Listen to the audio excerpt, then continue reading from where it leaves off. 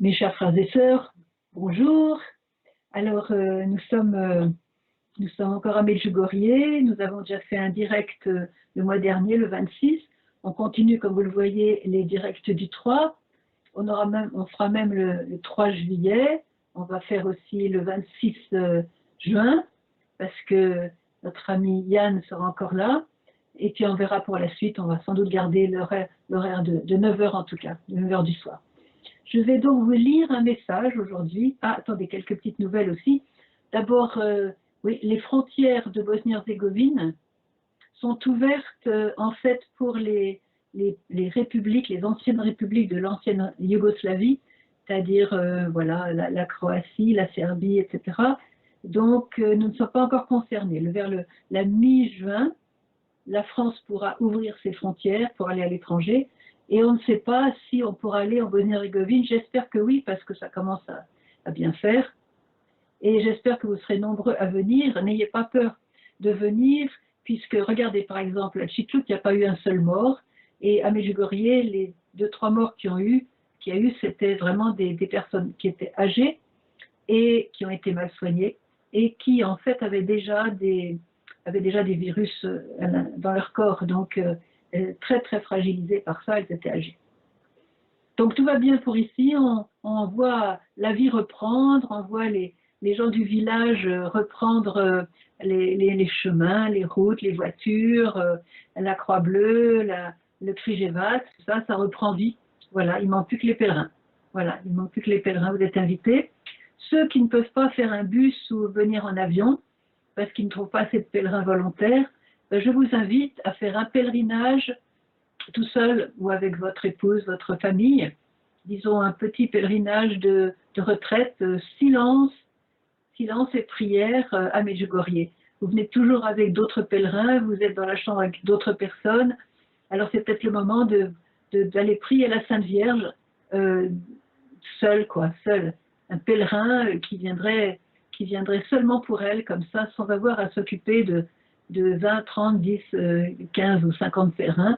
C'est peut-être quelque chose que la Sainte Vierge vous offre cet été. N'hésitez pas. Je rappelle aussi que le curé de Medjugorje, qui est le Fra Marinko, a annoncé qu'il y aurait un festival. Alors évidemment, il n'y aura peut-être pas la foule du festival qu'on a vu l'année dernière. On a presque atteint les 3 millions de personnes. Mais on aura le festival et il y aura qui il y aura. Et de toute façon, ça sera en streaming. Bon, alors, je voudrais aussi remercier ceux qui ont fait des dons pour les vidéos. On a mis quelque chose, parce que en fait, on est comme tout le monde, il faut aussi payer l'électricité, les machines et tout ça. Donc, on va mis une petite note à la fin de certaines vidéos. Je remercie tous ceux qui ont été généreux et qui ont donné un petit peu pour que nous survivions tout ça. Et puis en fait, oui, je voulais aussi vous dire que pour la Pentecôte, j'avais préparé une vidéo qui s'appelle « Ils parleront en d'autres langues » ou « Ils parleront des langues nouvelles ». J'ai voulu faire cette vidéo sur le don des langues. Pourquoi? Parce que le Seigneur lui-même a dit que dans l'évangile de Marc, « Voici les signes qui accompagneront ceux qui auront cru. En mon nom, ils chasseront les démons. » Et le numéro 2, c'est « Ils parleront en langue nouvelle ». Et ça fait partie des promesses. Et pourquoi je l'ai fait? Parce que, comme vous le savez, et comme nous le dit souvent la Sainte Vierge, que le malin travaille beaucoup en ce moment, il travaille de plus en plus jusqu'au triomphe du cœur immaculé de Marie. Vous en doutez qu'il n'aime pas du tout cette perspective, donc il met la gomme, il est très agressif, elle nous le dit encore récemment, Satan règne, c'est clair, il veut tout détruire, même la planète sur laquelle vous marchez. Regardez le message du mois de mars. Donc, le don des langues, quand vous chantez ou priez avec les langues que l'Esprit Saint vous met en vous, si c'est l'Esprit Saint qui vous inspire, il n'y a pas de place, il n'y a pas d'espace pour le malin. Il est out. Voilà. Et ça, c'est un don. Donc, il y a beaucoup, vous allez écouter la vidéo, mais vous allez regarder la vidéo, mais vous allez voir que cette pratique du don des langues veut vraiment vous protéger en ces temps qui sont, comme dit Daniel Ange et comme beaucoup d'autres disent, apocalyptiques, Et donc, il faut vraiment prendre des moyens les plus sûrs, celles qui sont promues et par saint Paul et par Jésus lui-même dans la parole de Dieu. Alors, si vous ne savez pas comment commencer à parler en langue, écoutez la vidéo, je vous raconte un petit peu comment ça se passe, comment on a appris, nous, étant de Pierre Goursat à Paris, les premiers pas dans de la communauté, du groupe de prière de l'Emmanuel, et je peux vous dire qu'il y a des très très beaux chants en langue, et qu'il y en a encore d'ailleurs. Hein. Voilà. Voilà, puis il y a aussi mon témoignage. Alors mon témoignage a fait un petit peu sauter les quotas. Hein. Je ne vous dis pas combien ça fait parce que vous serez impressionnés. Mais mon témoignage, quand Jésus est venu me chercher dans ma fosse de mort, quoi. Hein, et ça, voilà, donc je suis une rescapée de la miséricorde et ça montre que pour toute personne qui est fond du désespoir, ben, il y a quand même une espérance. Voilà, j'ai assez parlé comme ça pour les nouvelles. J'ai maintenant, ah oui, il faudrait que j'ai le titre de mon témoignage, ça s'appelle « J'avais rendez-vous avec la mort à 5 heures du soir ». Voilà. J'ai fait exprès un titre un petit peu comme ça, pour que vous ne zappiez pas. Alors ceux qui ont zappé, vous pouvez reprendre ce témoignage, vous ne serez pas déçus de l'histoire. Voici, alors, comme on avait dit, comme la Sainte Vierge n'apparaît plus le 2, j'ai choisi un autre message du 2 qu'on n'avait jamais traité ensemble, puisqu'on a commencé à les traiter qu'en 2013. Et là, j'ai pris deux messages successifs de 2008, le 2 septembre et le 2 octobre. Je les ai un petit peu raccourcis, enfin j'ai fait des coupes sombres, non pas que la Vierge dise des choses inutiles, mais j'ai voulu me concentrer. Hein, et puis j'ai essayé d'aller un petit peu plus vite pour que vous puissiez vous coucher plus tôt aussi. Voilà. Message du 2 septembre 2008. Chers enfants, sans amour, vous êtes perdus. Seul l'amour est efficace. Il fait des miracles. L'amour vous donnera l'unité en mon Fils et la victoire de mon cœur. C'est pourquoi, mes enfants, aimez. Je passe maintenant au 2 octobre. Chers enfants, je vous invite à nouveau à la foi. Mon cœur maternel désire que votre cœur soit ouvert afin de pouvoir dire « Je crois ». Mes enfants, seule la foi vous donnera la force dans les épreuves de la vie. Elle renouvellera votre âme et ouvrira des chemins d'espérance, et je suis avec vous. Voilà. Vous voyez que j'ai fait des coupes sombres importantes, mais je voulais donc me concentrer. Alors, la Vierge nous dit que nous sommes perdus sans l'amour. Elle sait de quoi elle parle, puisque Dieu est amour et c'est Dieu notre salut. C'est Dieu notre chemin. C'est Dieu notre vie. C'est Dieu notre souffle.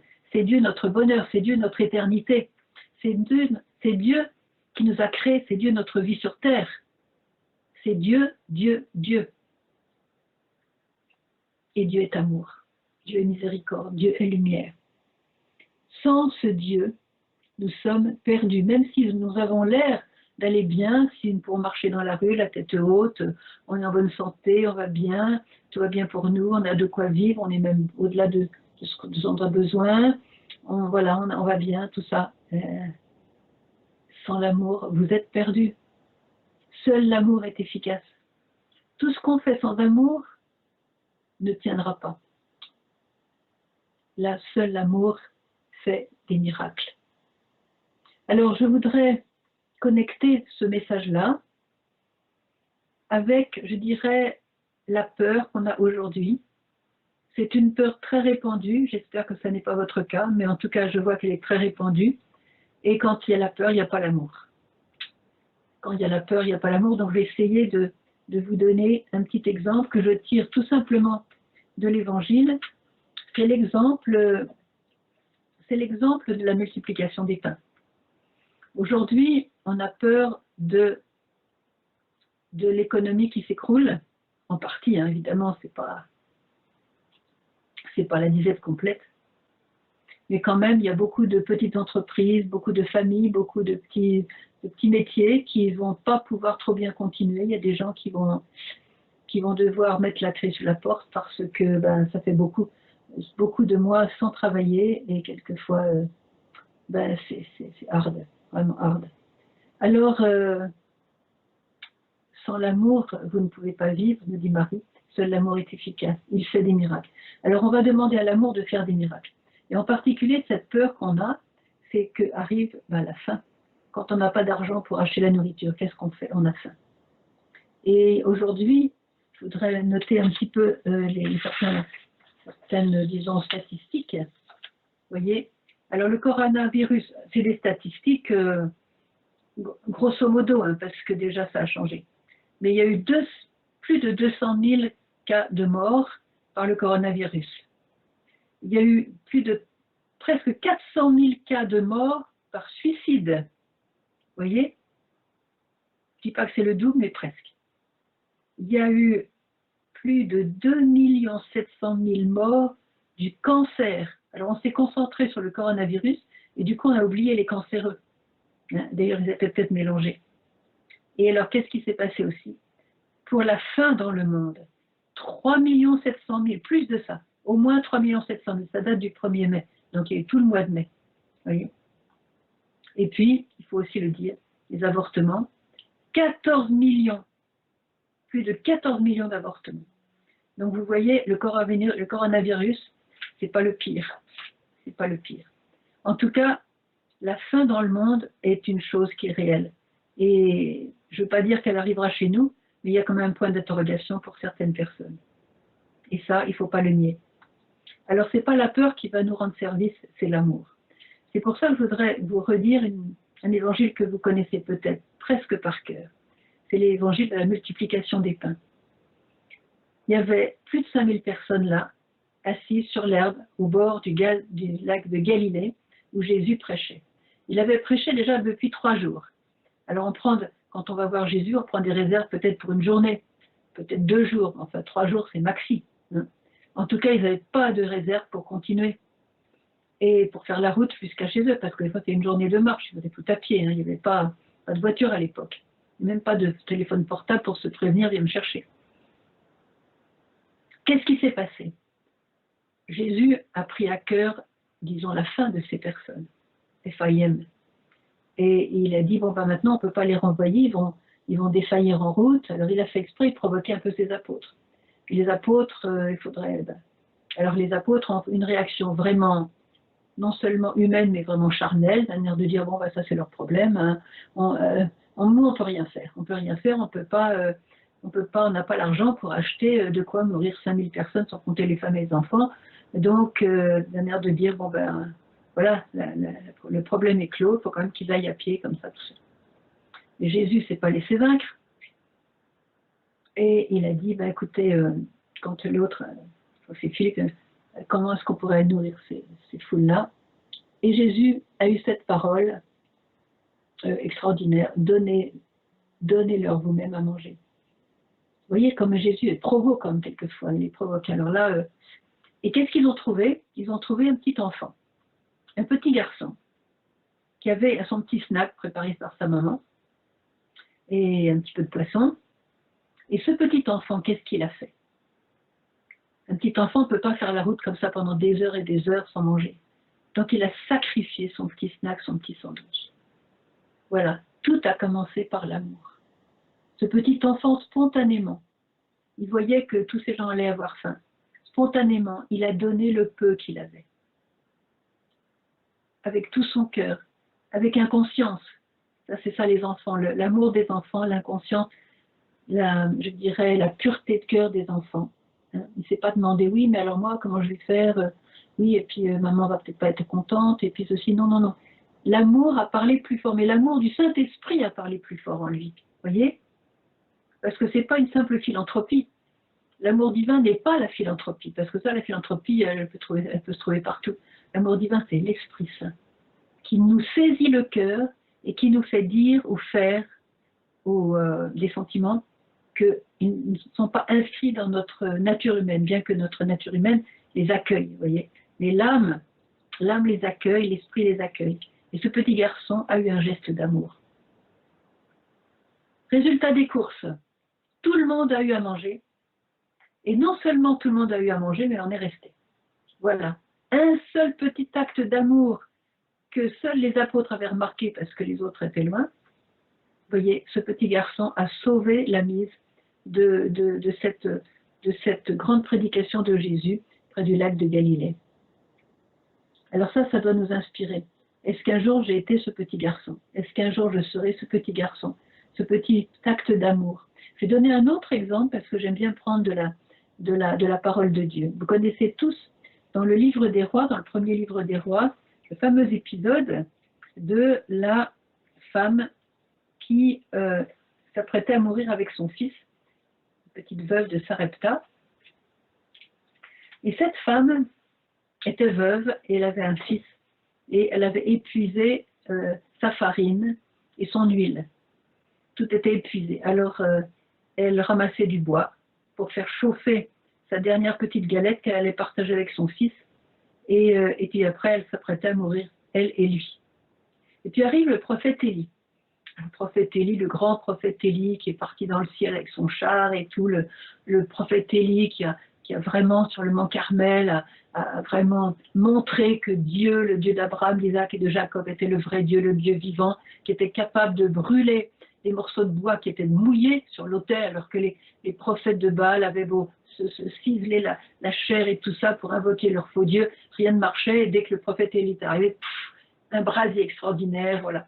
Bon, le prophète Élie, un grand homme, il arrive, envoyé par Dieu, qui lui a dit, va à Sarepta, et là tu trouveras une veuve. Donc il trouve la veuve, qui était en train de ramasser son bois, et lui dit carrément, va me donner à manger, va me préparer une galette. Puis elle dit, bah écoute, désolé, hein, mais tu vois, là je ramasse du bois, on va faire un petit feu, on va se faire cuire, on n'a plus qu'une poignée de farine et quelques gouttes d'huile, et on va manger, mon fils et moi, et après on mourra.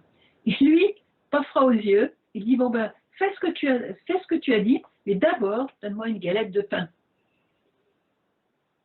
Je ne sais pas combien de femmes auraient réagi à une parole comme celle-là. Hein. En tout cas, moi, je n'aurais peut-être pas réagi comme la petite veuve de Sarepta. J'ai encore beaucoup à me convertir. Qu'est-ce qu'elle a fait? Bon, le prophète Élie était connu, hein, ça c'est sûr, c'était un grand saint, très puissant. Elle va faire son petit feu, elle prend sa petite poignée de farine, son petite huile, etc. Comme quoi, vous voyez, on peut mettre de l'huile d'olive dans le pain de jeûne. Je vous le signale entre parenthèses, on demande souvent la question, c'est pas un péché de mettre un peu d'huile d'olive sur votre pain de jeûne. Ça peut vous empêcher de quitter le jeûne, c'est toujours sacré. Voilà, je ferme la parenthèse. Et alors la veuve de Sarepta offre donc au prophète Élie sa galette. Le résultat, c'est que jamais la farine n'a manqué pour cette veuve. Jamais l'huile de son petit pichet n'a manqué à cette veuve et à son fils. Ils ont été sauvés par cet acte d'amour fou, héroïque. C'était leur dernier repas, il a fallu qu'ils le donnent au prophète Élie. Voyez. Alors, tout ça pour dire que, il y en a un autre d'ailleurs, un autre épisode de multiplication des pains, toujours dans le livre des rois, deuxième livre des rois. Bon, c'est pas la peine de vous lire parce que là, on va me rendre, je serai trop long. Mais voilà. Je vous dis comme référence, c'est dans le deuxième livre des rois, au chapitre 5, et enfin à la fin du chapitre 5, le dernier paragraphe. Voilà. Il y a toutes les multiplications de Jésus dans l'évangile, il y en a plusieurs. Voilà. Bon, tout ça pour vous dire que c'est l'amour. Frères et sœurs, si vous avez peur un jour d'avoir faim, si vous avez peur en regardant comment tourne le monde, et qu'un jour vous trouverez vraiment avec la faim au ventre, souvenez-vous de Jésus. Il est dit, toujours dans la parole de Dieu, celui qui craint Dieu ne manquera jamais de rien. Le Seigneur, psaume 22, ou 21, 22, ou 23, enfin, c'est le psaume du berger parce que ça change selon les Bibles et les langues. Le Seigneur est mon berger, je ne manque de rien. Alors, quelle est la condition? C'est l'amour. Et c'est aussi l'union avec Dieu. L'amour vous donnera l'unité en mon Fils et la victoire de mon cœur. Voyez, ce petit garçon, il a remporté la victoire d'une chose qui était humainement ingérable.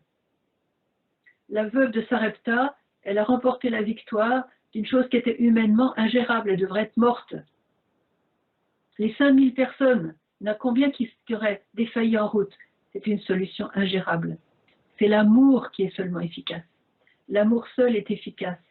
il fait des miracles. Alors, est-ce que vous croyez aux miracles? Si vous ne croyez pas aux miracles, c'est que non seulement vous n'avez pas vraiment lu l'Évangile, ou si vous l'avez lu, vous dites, bon, votre c'est des histoires. Alors, pour vous montrer que ce n'est pas des histoires, je pourrais vous raconter, j'ai plein d'histoires de multiplication. Je vais vous raconter déjà ce qui s'est passé un jour de Noël. Il y avait une famille ici dans le village qui avait invité des amis. Et puis, vous savez comment c'est ici, on est les amis des amis. Ben, viens donc aussi avec moi. Allez, ben viens. Alors, cette famille avait préparé une table avec des plats. Il y avait des cuisses de poulet, il y avait des légumes, il y avait de la salade, il y avait des fruits, il y avait toutes sortes de bonnes choses. C'était Noël, voilà. Des bons gâteaux, voilà. Et puis alors, il y a les 15 personnes invitées qui arrivent, et puis on voilà 20, puis on voilà 25, puis on voilà 30, voilà 40. Bref, on était entre 40 et 50. Les invités et le surplus des invités. Alors, on a regardé les plats. Eh bien, je peux vous dire une chose, que les plats se sont jamais vidés. Jamais. Et puis ceux qui venaient, hein, comme c'était Noël, on en profitait, ils n'ont pas jeûné ce jour-là. Hein. On peut dire que comme c'était gratos, on a profité des bonnes choses, vous voyez. Eh bien, les plats ne se sont jamais vidés. Pourquoi? Parce que ceux qui ont invité avaient l'amour dans leur cœur. C'est tout. L'amour fait des miracles. Mais si on avait calculé en mettant une garde à la porte, ah non, il y en a 15 qui sont invités, vous n'êtes pas invités, vous pouvez repartir chez vous. Il n'y aurait pas eu de miracle. Et là, Jésus n'aurait peut-être pas été tellement présent pendant cette veillée de Noël. Alors là, il a dû se régaler. Il a dû se régaler de voir qu'à nouveau, la multiplication de la nourriture arrivait. Mes chers amis, c'est l'amour qui fait des miracles. Il faut se décider pour l'amour. C'est pourquoi la Vierge dit, l'amour vous donnera l'unité en mon Fils et la victoire de mon cœur. Ça va hâter la victoire du cœur immaculé. C'est pourquoi, mes enfants, aimez. Je peux vous donner une toute petite chose qui s'est passée ici même dans notre cuisine. Et Gabi en est témoin. On était 5 à table ce soir-là. Et on avait un invité qu'on aime beaucoup, beaucoup, qui est un très cher italien. Elvisé, il s'appelle Elvisé. Et donc, il était venu pour faire des CD en italien avec moi. Et puis, on se rend compte qu'il y avait donc 5 parts de viande. Je crois que c'était des cuisses des côtelettes de porc ou d'autres choses. Bref, c'était des côtelettes. Et Gabi me dit, bah écoute, c'est embêtant parce que Elvisé, on sait qu'il aime bien, c'est un homme quand même, il aime bien manger, puis les côtelettes, elles sont quand même un peu mini, je trouve, elles sont un peu mini. Bon, j'ai dit, écoute, là, on va se mettre à table, on n'a pas le temps d'aller au magasin en chercher une autre, c'est embêtant, il va falloir compléter, etc. Donc, alors, elle met ses côtelettes à côté de la poêle, donc les 5 côtelettes, et puis on parle un petit peu, tout ça, elle se retourne, il y avait 6 côtelettes. C'est tout bête, hein, il y avait 6 au lieu de 5. Là, on a voulu faire plaisir à ce frère. On s'est dit, bon, il faudrait lui faire plaisir, qu'est-ce qu'on pourrait rajouter, etc. Vous voyez, un petit peu d'amour, quoi. Un petit truc d'amour. 6 côtelettes. Mais c'est pas nous qui les avons fabriquées. Et une petite chose qui m'a plu aussi du Brésil. On connaît une communauté du Brésil qui est une communauté de miséricorde, Alliance de miséricorde au Brésil. Et là, il y avait des enfants des rues évidemment, qui sont dans une pauvreté, c'est les favelas, vous voyez. Une pauvreté à crier, et une membre de la communauté avait décidé d'en réunir certains, parce que c'est une fête, donc il y avait une douzaine d'enfants invités pour célébrer un petit peu comme ça. Puis il paraît que les enfants, vous les connaissez, donc ils sont pointés pratiquement, ils étaient entre 30 et 40.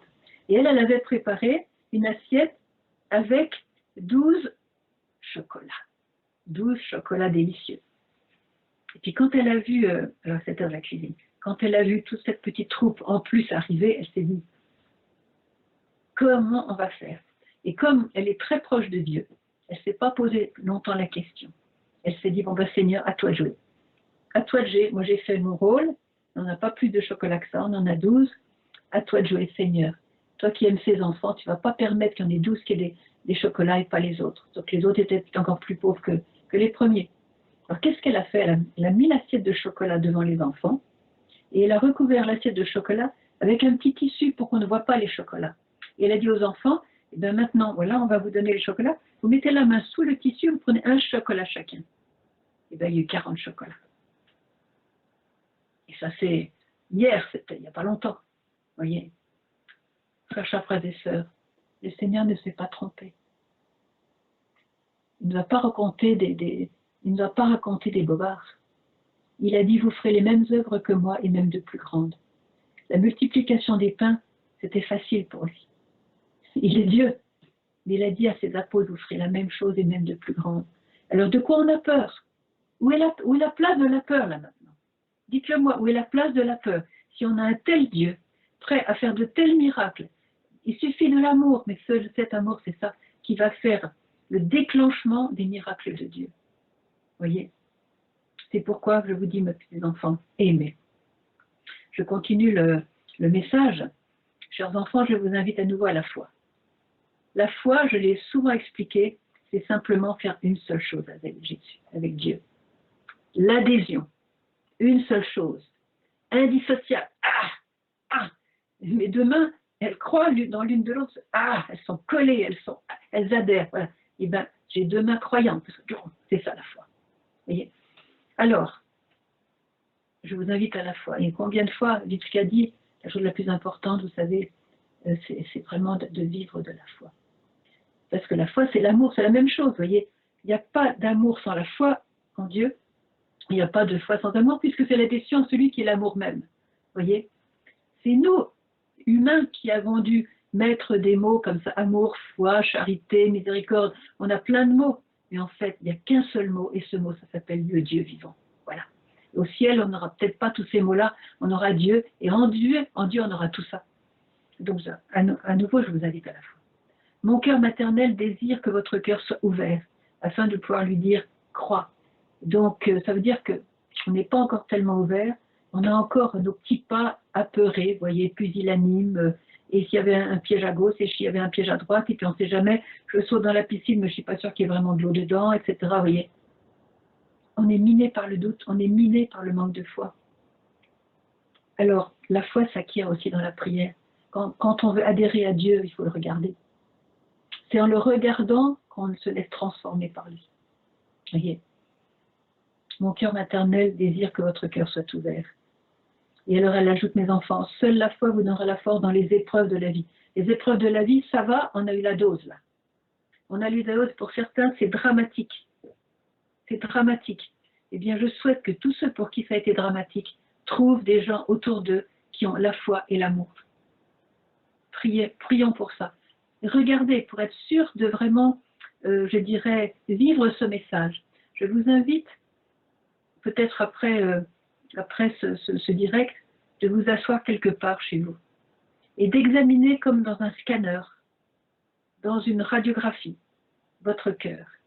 En demandant à la Sainte Vierge, demandant aussi l'Esprit Saint qui habite la Sainte Vierge, de faire clic, clic, clic des tâches, voyez, là où vous avez manqué d'amour, ou là où vous manquez d'amour dans le présent, là où vous n'avez pas demandé pardon, là où vous avez encore une amertume par rapport à quelqu'un, là où vous avez encore une mauvaise pensée, un mauvais désir de vous réjouir quand il lui arrive du mal ou de vous peiner quand il lui arrive du bien. Voyez, prenez des noms précis et prenez tout ce que vous connaissez, un par un. Est-ce qu'il n'y a pas une tâche dans ce scanner? Est-ce qu'il n'y a pas une chose qui cloche dans ce scanner? Voyez? Et là, tout de suite, vous allez donner ça à Dieu. Vous n'êtes peut-être pas capable maintenant de dire oui, j'aime cette personne, je vais faire tout pour elle. Non. Vous n'allez pas être capable de ça, mais vous allez, Seigneur, je te donne cette tâche. Viens toi-même l'effacer avec ton sang. N'hésitez pas aussi à vous confesser. Confessez aussi les tentations. Les tentations, attention, ne sont pas des péchés. Mais si vous avez la tentation constante d'avoir des mauvaises pensées ou même des mauvaises paroles contre quelqu'un, confessez cette tentation, même si vous ne tombez pas dans le péché, pour que le malin qui essaie de vous agripper par cette tentation lâche prise. Voyez, seul, mes enfants, seule la foi vous donnera la force dans les épreuves de la vie. Alors les épreuves de la vie, c'est peut-être de ne plus pouvoir voyager comme on pouvait. Regardez là, combien voulaient venir, combien de pèlerinages étaient déjà inscrits pour Medjugorje, et il y en a beaucoup qui ont décommandé. C'est aussi un petit peu la peur, mais c'est aussi peut-être les finances, voyez. Voilà. La force dans les épreuves de la vie. Parce que le Seigneur ne veut pas qu'on tombe dans l'épreuve. Il veut au contraire que l'épreuve nous serve à grandir. Et ça, c'est par la foi, par l'adhésion avec Jésus. Marie a été très éprouvée, au-delà de tout ce qu'on peut imaginer. Elle n'est pas tombée, elle a grandi. Et elle grandissait chaque jour. Alors la Vierge ajoute, seule la foi renouvellera votre âme. Un renouveau, mes chers frères et sœurs. On a été confinés, on a été bloqués, on a été coincés, voilà. Et maintenant, voilà que le renouveau nous est proposé. Seule la foi vous renouvellera votre âme, au cas où elle se serait un petit peu abîmée, quoi. Et ouvrira quoi? Des chemins d'espérance. Alors, si vous avez la foi, vous ne pouvez pas dire, ben, l'avenir est pourri, qu'est-ce qu'on va devenir, etc. Non, ça c'est fini, ce langage-là est fini.